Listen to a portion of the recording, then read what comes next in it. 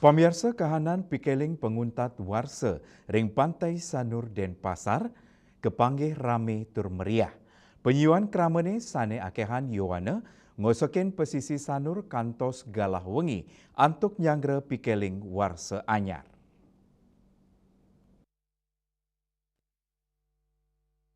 Wenten krama sane raos sareng keluarga, sewitra, wiadin komunitas antuk nyanggrep pengerau warsa anyar, ipun lasang gala ring pesisi Sanur, antuk mapoto kantos nalasang gala nyanggrep pengerau warsa anyar. Puncaknya nih, nepet ring gala 00 wengi, langit Pantai Sanur meias pesta kembang api, sane ngelangunin tur kesangger gegiras pengunjung.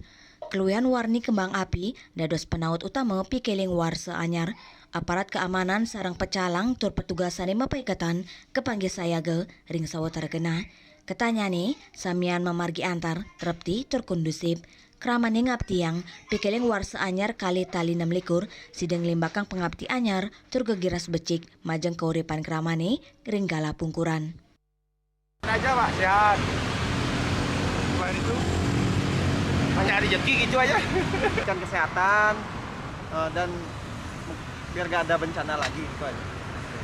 Yana, Bali TV.